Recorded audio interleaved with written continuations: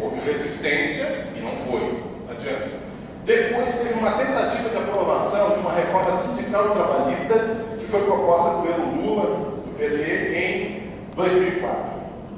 Aí eu não sei se vocês aqui lembram disso, mas teve grandes mobilizações, grandes atos em Brasília, e eu quero aqui deixar a modéstia de lado e reivindicar que a minha central esteve à cabeça dessa organização da luta contra a reforma sindical trabalhista de 2004. E nós conseguimos, seduzir setores importantes da nossa classe, mais independentes e tal, para construir essas mobilizações. E nós chegamos a colocar, em 2004, mesmo ano, numa marcha, 25 mil pessoas em Brasília, e que foram todos para dentro do Congresso, pressionar e tudo mais e tal. E dali por diante saiu uma série de debates nos estados, junto aos sindicatos, categorias e tal, e foi barrado esse processo. Então acabou não dando. Depois, no ano passado, se não me engano, início do ano passado,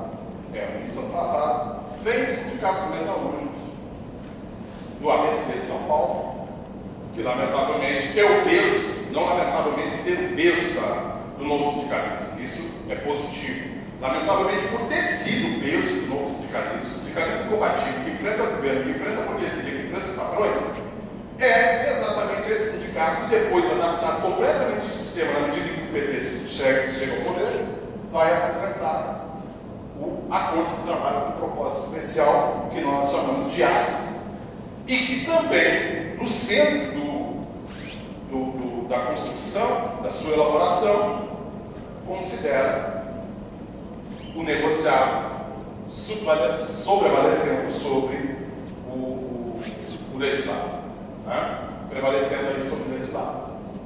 E aí nós também desenvolvemos uma grande mobilização. Eu tenho, inclusive, já fiz algumas dezenas de palestras sobre esse tema, nos diversos sindicatos do Brasil afora, para alertar os trabalhadores do que significa isso. Eles intensificaram esse processo, levaram para a Dilma, levaram para o presidente da Câmara, levaram até, na época, o presidente do STF, Cancelo Grau, não me lembro agora quem que era, mas enfim, encaminhou para eles e tal, e fizeram todo o processo dentro do Congresso Nacional e tal. E nós fizemos um movimento pela base. Inclusive fizemos manifestações poderosas em Brasília. Nós da CSP com lutas, mas com setores, inclusive da CUT, que saíram na defesa da luta contra esse negócio aí. Então passou. O que significa? Por que eu estou falando isso? Porque todas as ações, e a ação do 4330 agora, ela vem nessa lógica, a lógica de flexibilizar os direitos dos trabalhadores. Não podendo de um jeito, eles tentam fazer de outro. E não tenham esperanças. Volto, nas minhas palestras eu volto isso. Primeira frasezinha lá, primeiro parágrafo lá. Se eles perderem uma batalha agora, eles vão criar uma nova fórmula para tentar aplicar a mesma medida. E às vezes contam, inclusive, com o apoio de organizações sindicais. Organizações que estão no nosso meio, são companheiros nossos. Em tese, deveriam ser nossos companheiros. Isso pode passar. Então, o que significa o avanço da terceirização e por que ele deve ser narrado? Porque ele gera diminuição salarial.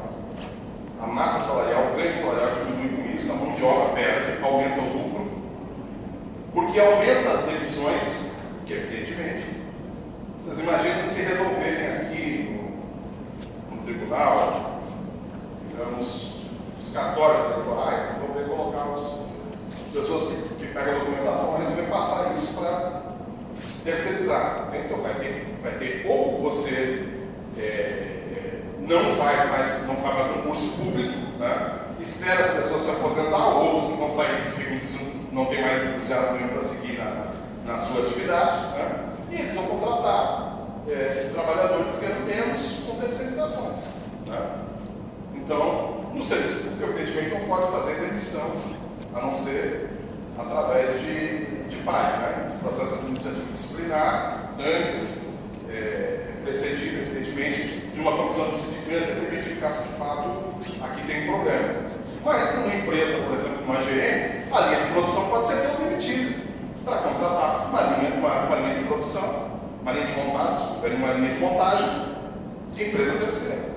Né? Então, vamos lá, vamos passar. E por que colocará ainda?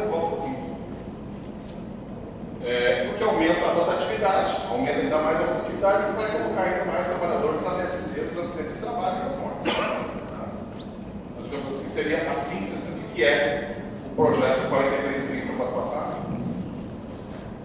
Bom, aí nós voltamos agora para o serviço público, né? o nosso meio. Né? Estado mínimo, aquela discussão que eu estava falando lá no início, né? Criação do MAI, aí vem o Bresser Pereira e tal, reforma administrativa, né? Reforma do Estado e tal, tudo com o objetivo de reduzir o Estado, intervir na economia de maneira que ele saia da economia, não mais intervenha como órgão produtor da economia, mas como algo regulador. Por isso que se cria, inclusive nesse período lá começa a surgir aquelas agências reguladoras, a ANEEL, a Anatel, a ANS, que não serve para nada, né? Que não regula coisa nenhuma, né? Quem é que tem TIM aqui? Alguém tem TIM aqui? Eu tenho. Sei. Essa droga está sempre sem conjuntura, né? Não adianta você reclamar, né? Não reclamar, não resolve nada. Certo? Né? Quem é que tem TV aí, por exemplo, TV a cabo? Bom, você pede para mudar o plano de TV a cabo, o negócio leva 3 meses para mudar, mas na tua conta já aparece. Tá? Quando você faz o contrato, ele vai entregar 3, 4 meses depois. Então, as agências reguladoras, a ANS então, é o pior que quer saúde. Você vai fazer uma reclamação lá, com aumento abusivo do plano de saúde, não resolve nada. A empresa vai lá e justifica, não, mas são os custos. Mas meu amigo está lá no contrato, que o aumento é anual e pelo Índice Nacional de Preços ao Consumidor. Item planos de saúde. É isso que está lá. Ah, não, você tem que considerar a volatilidade, papapá, e vai, justifica tudo isso. O ANS quem é que ganha? Você ou a empresa? A empresa. Né? Então, eles criaram esse negócio aí, né? Tirando o controle do Estado das coisas. Né? Bom, eles trabalharam com 3 níveis, identificaram 3 níveis da administração pública, o que precisavam fazer com esses 3 níveis. O primeiro é a atividade exclusiva do Estado, que foi reconhecido naturalmente como é preciso permanecer no Estado. Essas aqui precisam. Arrecadação, fiscalização, negócio que dá grana, né? Lá do INSS, enfim, lá. Isso aí tem que ficar. Tá? Serviços sociais e científicos do Estado. Passível de transferência para o setor público não estatal ou publicização de organizações sociais. O que são esses serviços? Educação, saúde, ciência e tecnologia, né? Só coisa intelectual e coisa de necessidade básica da população. Ou altamente intelectualizado, ou então necessidade básica da população. Essas coisas aqui a gente pode passar para o setor privado. Né? Produção de bens e serviços para o mercado. Retirada da obrigação do Estado e promove a privatização e desestatização. Aí são as empresas estatais. Né? Aí foi os bancos estaduais, todos eles, o Minas, CSN, né, que é a Siderúrgica Nacional, tal. Lembra daquele período das privatizações do Fernando Henrique Cardoso?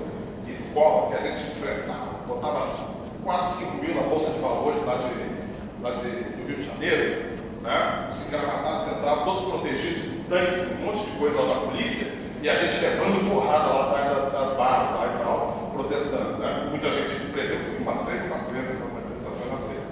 Mas enfim, era a vida, né? Quem mandou se meter nisso, né? Pode passar? Determinou então as atividades principais em que o poder do Estado é exercido. Onde o poder do Estado é exercido. Ações de legislar, regular, julgar, policiar, fiscalizar, definir políticas e fomentar. Entre elas seriam distinguidos, vai ter a distinção, núcleo estratégico, a média administração pública do Estado e as atividades ou serviços auxiliares, limpeza, vigilância, transporte, serviços técnico-informática, processamento de dados, entre outros. E definiu que os serviços auxiliares deveriam, em princípio, ser terceirizados, ou seja, submetidos à licitação pública e contratados com terceiros. É nesse período que nós temos aquela mudança administrativa e que, inclusive, as carreiras são tudo para o Beneléu. Vamos ter uma carreira lá de setor. caras até falam. Dentro da carreira do IBGE, o órgão que eu trabalho, nós tínhamos identificado, você pega lá, nível superior, nível intermediário, nível auxiliar. Aí você tinha um nível superior, você tinha um pesquisador 1, 2, 3, analista de pesquisas, né? Elaborador de projetos, cada um deles tinha uma ascensão interna na carreira, que a gente chama de ascensão horizontal, né? Nível superior. Aí nível básico, técnico de pesquisa, vocês tinham o técnico de análise de dados, você tinha o cara que faz a coleta e prospecção de dados, né? Você tinha o agente administrativo, enfim, todas as caras. Depois lá embaixo você tinha o motorista, auxiliar motorista, você tinha o assessorista, você tinha a copeira, né? Você tinha o auxiliar de serviços gerais, o artífice, ferramenteiro, tudo errado assim, isso. Eles acabaram com o negócio todo. Eles não faz nada disso. Aí você tem nível intermediário, nível médio, nível auxiliar, em alguns casos. Tem lugares aí que não tem nível auxiliar. Nós, por exemplo, no IBGE não tem, só tem nível médio, nível superior e nível intermediário, né? E aí, é o seguinte, o cara que trabalha no nível intermediário, por exemplo, não faz tudo. Porque como não tem mais motorista, o cara que vai para a rua, né, para fazer a prospecção do dado, fazer a coleta do dado, ele tem que fazer a coleta do dado, ele tem que dirigir o carro para chegar até o local, e depois ele tem que chegar na agência e fazer a computação dos dados para emitir pela internet. É isso que eles fizeram. Né? Então, destruíram com as carreiras. Né? Bom, tudo no sentido de quê? Para garantir, por exemplo, ampliar as áreas de terceirização. Para ampliar áreas de terceirização. No IBGE, hoje, eu cito muito o exemplo, que você vive muito ali, né? A prospecção do dado, o cara que vai lá para fazer o cálculo, vai pegar a informação, seja na empresa, seja na casa, na residência das pessoas, não é mais o técnico do IBGE. Porque tem toda uma dinâmica para fazer isso. Não é só você chegar com o André já fez isso aí, sabe? Tem que fazer um treinamento, se preparar, às vezes tem que ter algum conhecimento em área sociológica para poder abordar as pessoas, enfim e tal, né? Mas hoje é contratação temporária, que é outra forma de fazer a terceirização. Que você não faz a terceirização com a contratação de uma empresa, mas você contrata trabalhadores por um outro processo administrativo, que é uma seleção pública, né? Contratação temporária para no máximo 2 anos. E você faz ainda o aditamento mensal, que significa o quê? Você faz uma avaliação de desempenho do camarada a cada 30 dias. E se ele não cumprir ou não atender às necessidades que o chefe acha que tem que ser, ele diz que não vou renovar o contrato. E ponto, acabou. Pois a área de coleta do IBGE hoje, que deveria reunir em torno de 7.000 trabalhadores, que deveriam ser trabalhadores da área, contratados, concursados, eu digo, você tem 5.000 hoje que são contratados temporários, com esses aditamentos mensais. E que eu estou falando aqui da qualidade. O chefe pode dizer o seguinte: não cumpriu com a qualidade técnica, não te demitir. Mas pode ser o seguinte: ele chega lá na menina, né? Diz assim: vamos sair hoje? Ela diz: não tem isso, estou aqui para trabalhar. Mas você não quer sair comigo? Não quero sair comigo, então tá. Terminou o contrato dela, uma semana depois ele se manda embora. Ela pergunta: por que não mandou embora? Não, porque você não serve mais para o trabalho. Mas assédio moral, assédio sexual, direto com essas coisas. Direto. Não é só por conta das mortes, dos acidentes e tal, também tem isso. Quer dizer, a pressão emocional, né, em cima das pessoas. Né? O assédio moral, o assédio sexual, tal, que ocorre direto. Né? Então, bom, passando. Estou falando demais. Ninguém me chamou atenção aí. Né? Bom, as formas e modelos de terceirização da administração pública. Né? Então, as formas podem ser de concessão, permissão e parcerias. Então, pode ser concessão pública para determinada empresa, né? Pode ser uma permissão contratual, em que a empresa passa um valor para o Estado, mas explora aquela área, Permissões, que em geral são na área de transporte, por exemplo.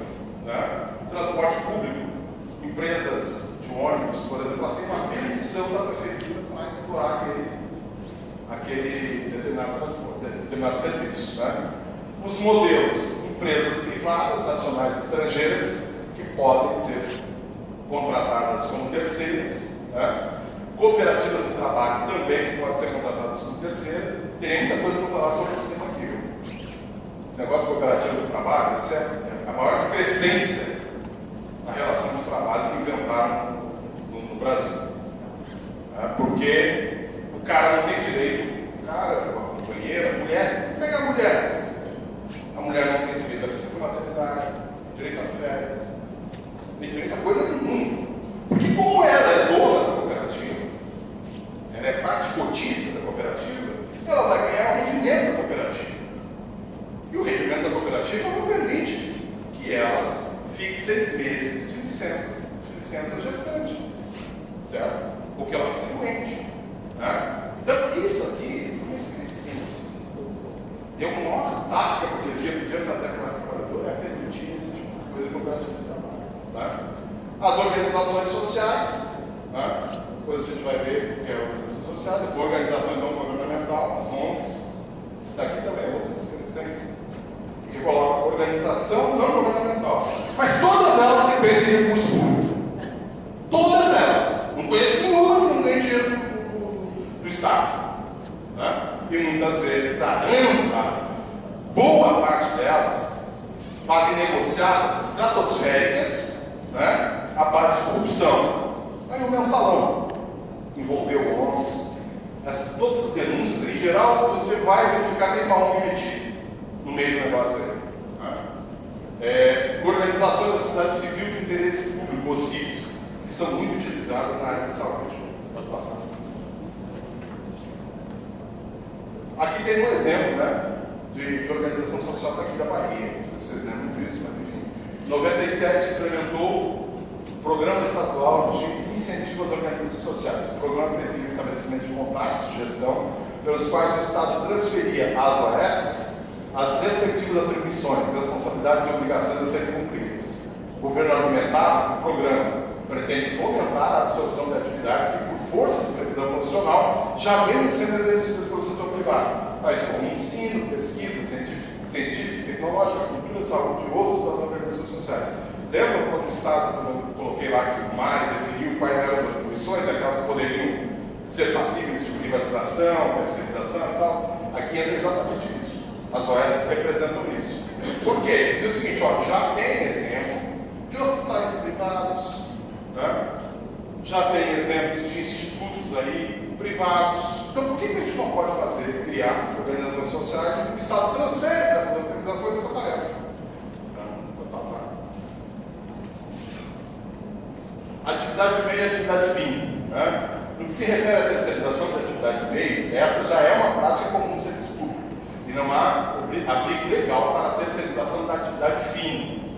Não existe na legislação nenhum abrigo que garanta que a atividade fim possa ser terceirizada. Porém, no que diz respeito à terceirização de um hospital ou centro de saúde, por exemplo, apesar das contestações diversas experiências passaram a ocorrer a partir do estabelecimento de contratos de gestão entre o poder público e OS, nos quais o serviço de saúde é realizado pelo terceiro e os estabelecimentos públicos passam a ser administrados pelo parceiro. O Estado, a revelia dos instrumentos legais, já aplica a terceirização em atividades consideradas fins. Você vai para hospitais aí, você tem áreas inteiras, que são empresas terceiras. Existe um gestor do hospital, mas existem as empresas. Né? Se falar em profissionais, por exemplo, você já vê isso. Né? Ontem o André, o TRT, estava dando um exemplo.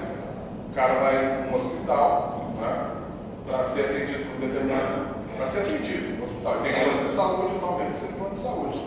Aí chega lá e está lá escrito que aquele médico atende, ele quer ser atendido pelo médico, só que o médico tem um contrato PJ, né, com o hospital. Não, mas eu não atendo, apesar de estar lá.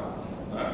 Então criam essa situação. Na verdade, as atividades fins, né, estão sendo terceirizadas no serviço público também. Pode passar.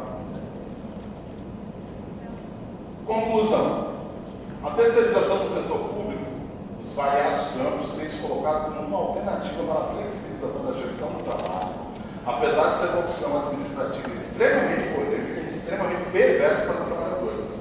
Se estabelece uma alternativa para a contenção dos gastos públicos e aumento do superávit primário para suprir recursos que são canalizados para o pagamento da dívida pública, que consome 48% do orçamento geral da União.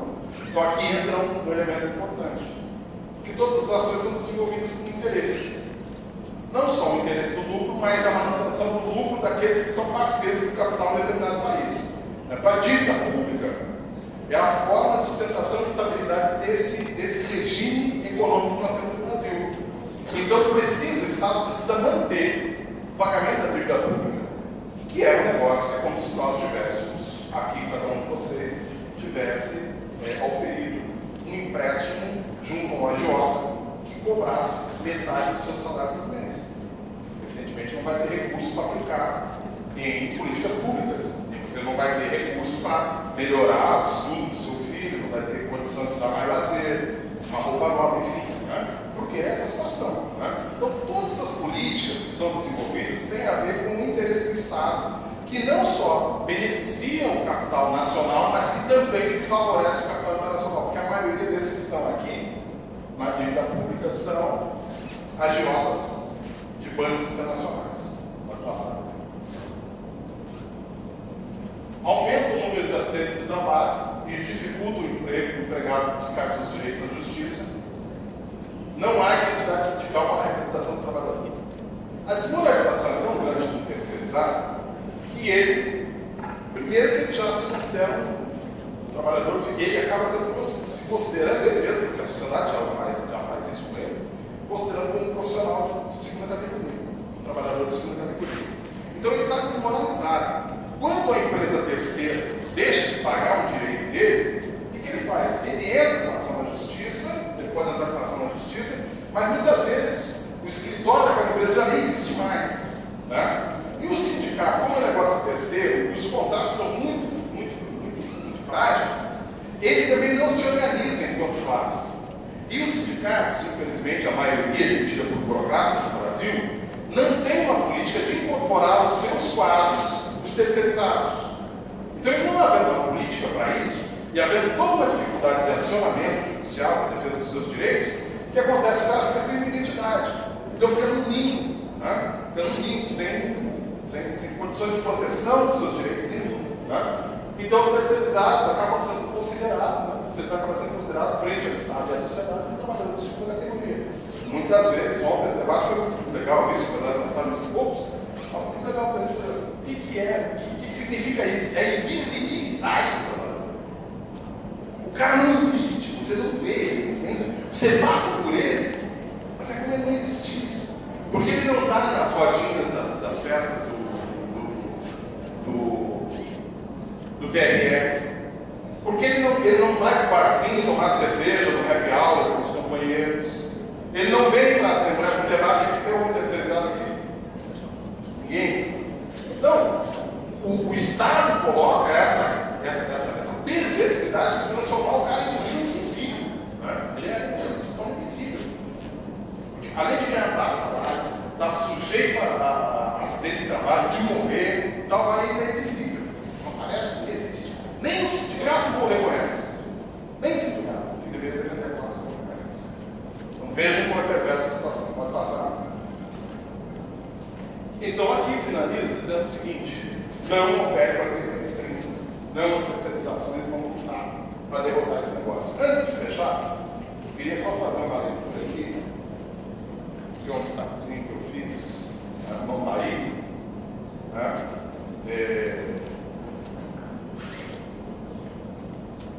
Vamos ler os dados aqui.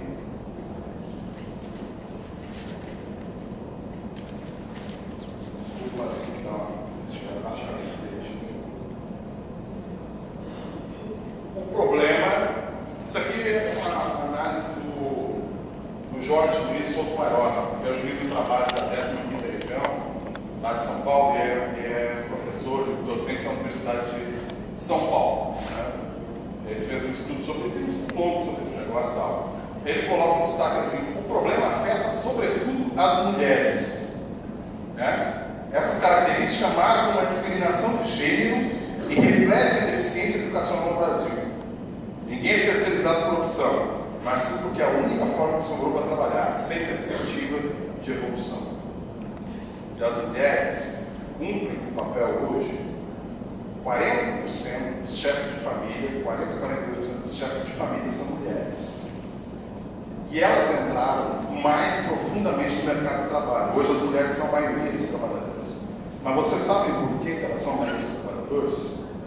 Porque dentro da sociedade capitalista, um dos elementos para explorar ainda mais e retirar mais valia é a diferença de gênero, a partir do machismo. Então isso significa o quê? Com essas políticas de terceirização, precarização do trabalho, redução da média salarial, incorporaram a mulher no mercado de trabalho, porque ela fica mais suscetível pela discriminação que sofre no cotidiano a assumir essas tarefas menos relevantes, digamos assim, né? Entre aspas, porque nada é relevante no mundo do trabalho. Mas é isso, só para vocês terem uma ideia que não só entra em todos esses aspectos que eu levantei, do problema do baixo salário, do problema das mortes, do problema dos acidentes, do problema da precarização, mas entra fundo na relação humana, né? Discriminando ainda mais as mulheres. E aí, nesse contexto, pior ainda para a mulher que é negra. Tá? Pior ainda para a mulher que é negra, e aqui numa capital como essa, Salvador, aqui 70% são negros, vocês imaginam como é que funciona o negócio. Então é isso, companheiros, estou aqui à disposição de vocês para a gente debater e ouvir as perguntas que vocês querem fazer, as críticas, enfim. Obrigado.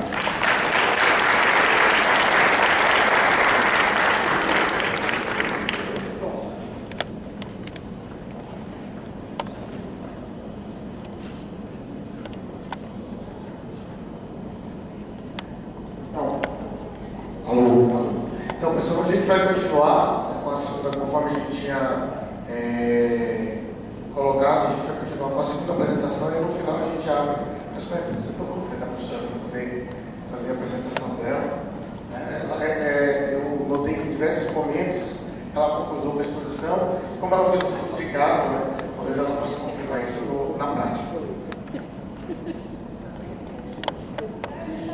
Bom dia a todos.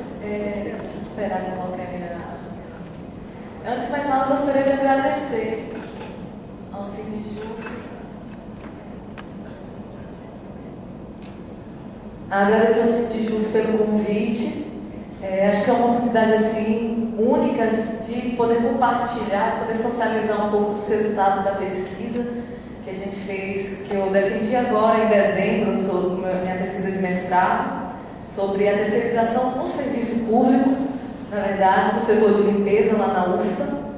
E também gostaria de fazer uma pequena observação. A professora Graça não pôde participar desse evento, a professora Graça Druck, porque nesse exato momento ela está participando ela está coordenando uma mesa, um grupo de trabalho lá no Congresso Brasileiro de Sociologia, que está acontecendo aqui na Universidade Federal. Então, ela não pôde participar do evento. Bem, eu vou me ater um pouco aos resultados da pesquisa, né, para, de certa forma, complementar a fala do Paulo. O nome da pesquisa foi A Maquiagem do Trabalho Formal, um estudo do trabalho das mulheres terceirizadas no setor de limpeza na UFBA. Bem, a origem dessa pesquisa se deu por diversos fatores, né? Primeiro, também pela minha própria experiência no grupo de pesquisa da professora Graça Druck, que eu já estou inserida desde 2005, que a gente vem estudando a precarização do trabalho, a terceirização. E também, complementando também a fala do professor Paulo, eu participei em 2009 da pesquisa de doutorado da professora Selma Cristina sobre cooperativas de trabalho. Ela fez um estudo sobre sindicalismo e cooperativismo, analisando inclusive as cooperativas que receberam a formação da ADS e da CUT. Então, foi uma pesquisa muito importante, muito interessante, para inclusive eu decidi fazer uma pesquisa sobre o trabalho das mulheres, porque era realmente muito precárias as condições de trabalho dessas cooperativas, Para você ter uma ideia, uma cooperativa têxtil lá no Pelourinho, eles produziam cachecóis lindos para empresas de departamento aqui